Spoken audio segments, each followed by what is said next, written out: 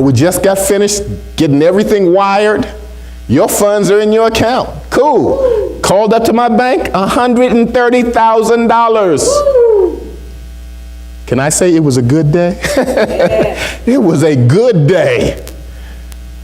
Let me tell you, real estate gives you the ability to do things like this. It gives you the ability to do this. This was roughly a 90-day process for $130,000. Not bad. Not bad at all. It's not 300, but I'm not going to give it back to them. So I'm saying that we as investors, I mean, look around. Every seat in here should be filled. We as investors, our competition is lagging. Our competition is lagging. All we've got to do is a little bit. Most of our competition is going by the wayside. Right now, they're at home watching, I don't know, what's on? Yeah, well, whatever's on, they're watching it. Instead of being here trying to figure out how to make deals. And making deals is an art. Let me tell you a little bit about how I make deals. I had a referral client call me. A referral from a person that was here. This individual's here in RealInvestors. And as you become, again, more adept at being a deal maker, that's what's going to happen to you. More and more people are going to start to recognize you as a deal maker, and they're going to have people call you. This young lady called me. She said, I've got this property that I'm interested in selling. Everybody knows the neighborhoods in which I pay attention to, and in case you don't, I'll let you guys know so that if you have deals, you can call me as well. But she called me up. It's right in the neighborhood in which I pay attention to. She called me up, said, got a property out here. It's two houses, literally side by side. I said, okay, well, let me take a look at it. Now, she called me up originally a little bit more than a month ago. I said, let me take a look at it. Let me run some numbers, and I'll get back with you. I ran the numbers. Everything looked good. I called her back. I said, I need to, go into the property with the contractor. And once I get my numbers, I can then clarify whether or not I can meet your sales price. Her sales price for both properties, she wanted $200,000. $90,000 for one property and $110,000 for the other property. Both of them are relatively, not big properties. One is a 3-bedroom, 2.5 bath. The other one a 3-bedroom, 1 bath. Both of them are ramblers, so they're on one level. So I called her back after I took my contractor out there. My contractor looked at the property, gave me my estimates and everything. So I did my Mayo. How many people are familiar with Mayo? Everybody that has the 21-day course should be familiar with Mayo. If you're not familiar with the acronym MAO, make certain that you go through the 21-day course and familiarize yourself with that acronym. Make certain that you know what it means, maximum allowable offer. I calculated my maximum allowable offer, and my maximum allowable offer was somewhere around, for both properties, somewhere around 180, 185. So when I gave her a call back, I told her there's no way in the world I could do $200,000. However, I'm interested in the properties. Would you be inclined to accept $155? She said, no way. She said, if that's all you can do, then there's no point in us going any further.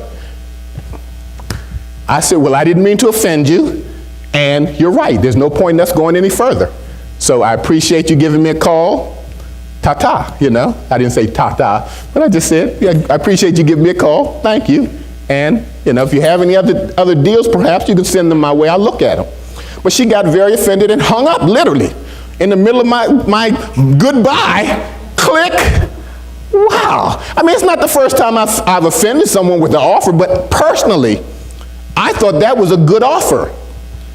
$155 and she wanted $200,000. I normally would only offer maybe $110, $120. So I thought I was doing great. I thought I gave her a fantastic offer. I thought she'd be smiling. When she got offended, man, I was like, okay. Didn't think anything else about it because I've got a lot of things going on, lots of properties that I'm looking at.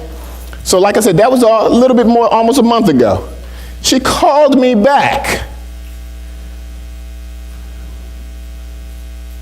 And she said, Mr. Marks, and she called me back this weekend. She said, Mr. Marks, yes. She said, do you remember? And she gave me her name. Do you remember me?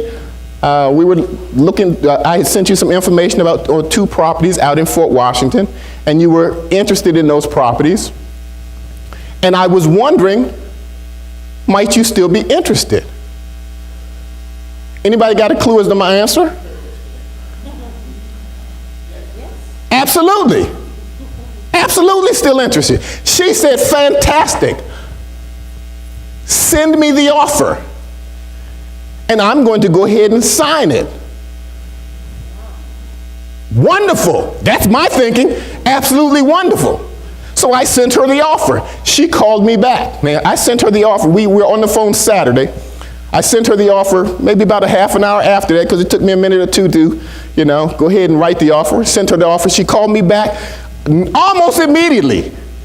I sent her the offer, and about 15 minutes after I emailed it to her, I got a call back. She said, Mr. Marks, this is not the offer that we talked about. And I said, you're absolutely right. She said, the offer that you talked about was $155. I said, but that was 30 days ago. She said, well, 30 days makes that big of a difference? I said, yes, to me. Absolutely. My offer now was $137. So she said, well, there's no way you can come up to $155? I said, no. You should have accepted it then. I thought it was a great offer at that time. Things have changed. And she said, well, I don't know if I can do 137. I said, no problem. Then I will talk to you later.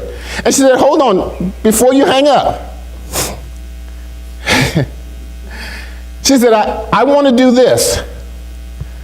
I've got a couple of other folks that were interested in the property, and I'm going to give them a call, and then I'll give you a call later, and I'll let you know. I said, well, why don't you do that? I said, in the meantime, remember, that price the original price went down. So when you call me back, this one might go down also. She said, well, that's not fair. Now, in my mind, I didn't say this, and my suggestion is you don't, even though you think it, don't say it.